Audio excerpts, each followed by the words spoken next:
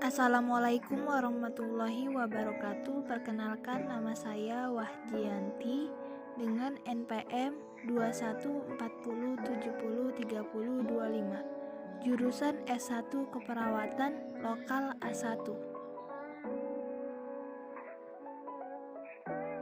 Di sini saya akan menjelaskan tentang pengambilan keputusan legal etis, dimulai dari pengertian. Pengambilan keputusan legal etik adalah cara mengambil keputusan dari suatu permasalahan yang disesuaikan dengan keabsahan suatu tata cara. Pengambilan keputusan baik secara umum ataupun secara khusus.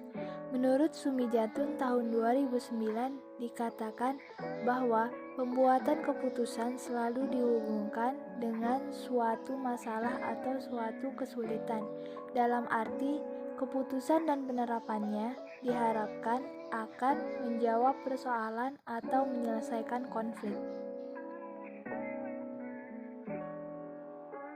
Pendapat Kapner dan Gorga tentang pengambilan keputusan adalah a decision is always choice between various ways of getting a particular thing done on and accomplished. Pengambilan keputusan adalah suatu rangkaian kegiatan memilih alternatif atau kemungkinan. Keputusan etis dibuat berdasarkan kesepakatan antara pasien dan perawat. Oleh karena itu, seorang perawat harus mampu meyakinkan pasien bahwa keputusan etis yang diambil adalah berdasarkan analisa dan pertimbangan yang matang. Kesepakatan persetujuan antara pasien dan perawat tentang keputusan tindakan tersebut dapat berupa informed consent, sehingga terdapat bukti yang kuat bahwa keputusan etik tersebut diambil berdasarkan kesepakatan bersama.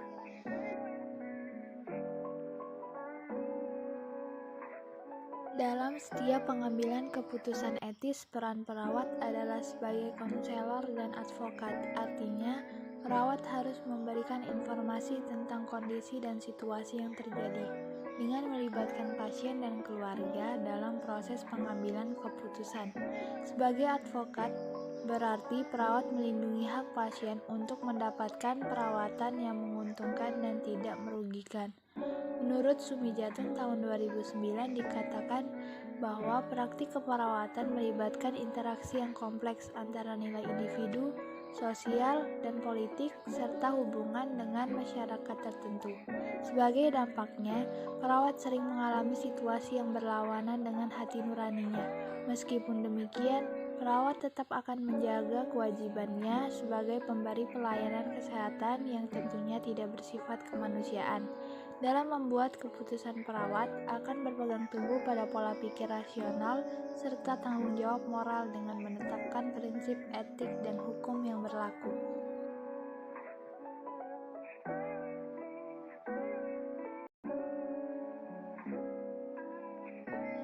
Selanjutnya membahas tentang model pengambilan keputusan etik.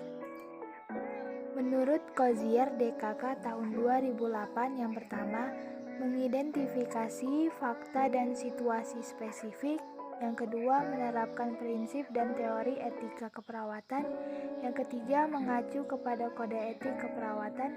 Yang keempat, melihat dan mempertimbangkan kesesuaiannya untuk klien. Yang kelima, mengacu pada nilai yang dianut.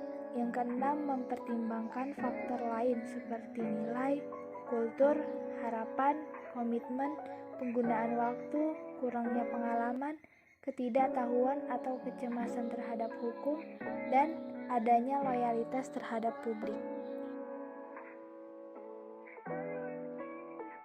Menurut Potter dan Perry tahun 2010, yang pertama, menunjukkan maksud baik, mempunyai anggapan bahwa semua orang mempunyai maksud yang baik untuk menjelaskan masalah yang ada.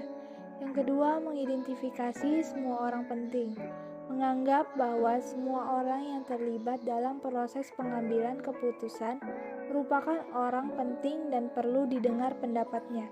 Yang ketiga, mengumpulkan informasi yang relevan.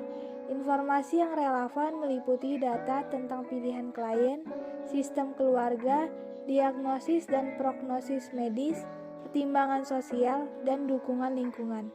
Yang keempat, mengidentifikasi prinsip etik yang dianggap penting.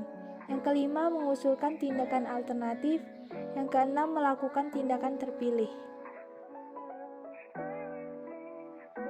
Selanjutnya membahas tentang tahap-tahap pengambilan keputusan.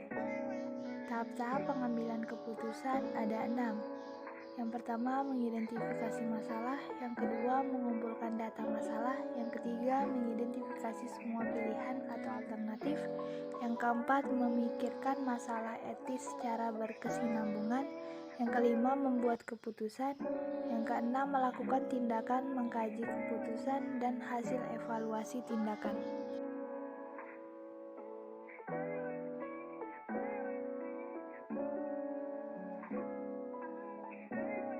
Selanjutnya, faktor-faktor yang berpengaruh dalam pengambilan keputusan legal etis. Yang pertama, tingkat pendidikan. Menurut Rhodes, tahun 1985 berpendapat bahwa semakin tinggi latar belakang pendidikan perawat akan membantu perawat untuk membuat suatu keputusan etis.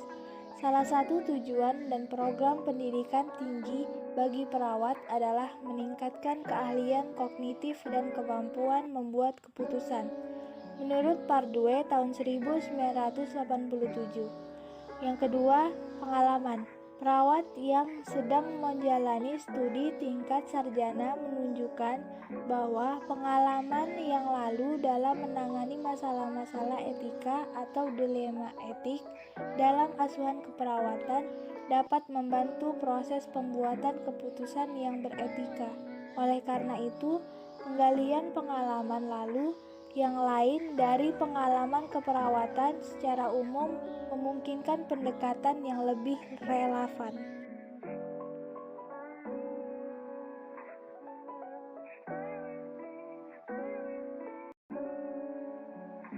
Yang ketiga, faktor agama dan adat istiadat. Agama serta latar belakang adat istiadat merupakan faktor utama dalam membuat keputusan etis. Setiap perawat disarankan memahami nilai yang diyakini maupun kaidah agama yang dianutnya. Untuk memahami ini dibutuhkan proses. Semakin tua seseorang akan semakin banyak pengalaman dan belajar.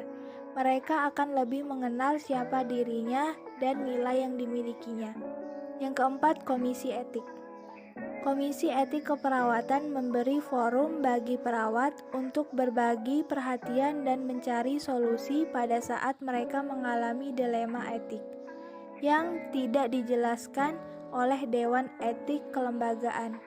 Komisi etik tidak hanya memberi pendidikan dan menawarkan nasihat, melainkan pula mendukung rekan-rekan perawat dalam mengatasi dilema etik yang ditemukan dalam praktik sehari-hari. Dengan adanya komisi etik, perawat mempunyai kesempatan yang lebih besar untuk semakin terlibat secara formal dalam pengambilan keputusan yang etis dalam organisasi perawat kesehatan.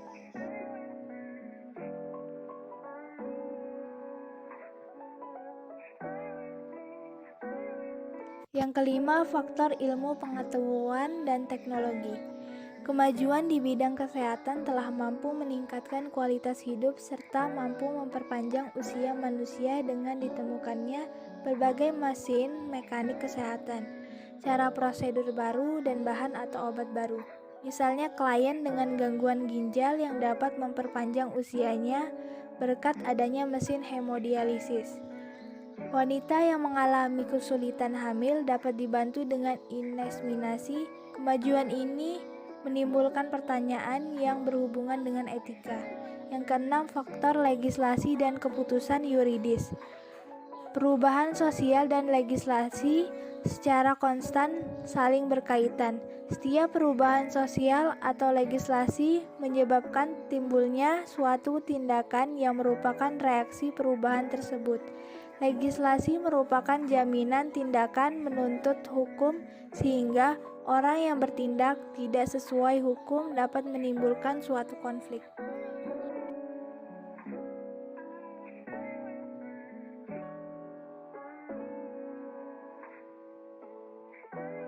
Yang terakhir, faktor ilmu pengetahuan dan teknologi. Yang pertama, teleologi. Berasal dari bahasa Yunani telos berarti akhir. Merupakan suatu doktrin yang menjelaskan fenomena berdasarkan akibat yang dihasilkan atau konsekuensi yang dapat terjadi. Teori ini menekankan pada pencapaian hasil akhir yang terjadi, pencapaian hasil dengan kebaikan maksimal dan ketidakbaikan sekecil mungkin bagi manusia. Yang kedua, deontologi. Berasal dari bahasa Yunani deon berarti tugas. Prinsip teori ini pada suatu aksi atau tindakan dan menekan pada nilai moralnya, serta tindakan secara moral, benar atau salah prinsip moral atau yang terkait dengan tugasnya, harus bersifat universal dan tidak kondisional. Teori ini dikembangkan menjadi 5 prinsip: kemurahan hati, keadilan, otonomi, kejujuran, dan ketaatan.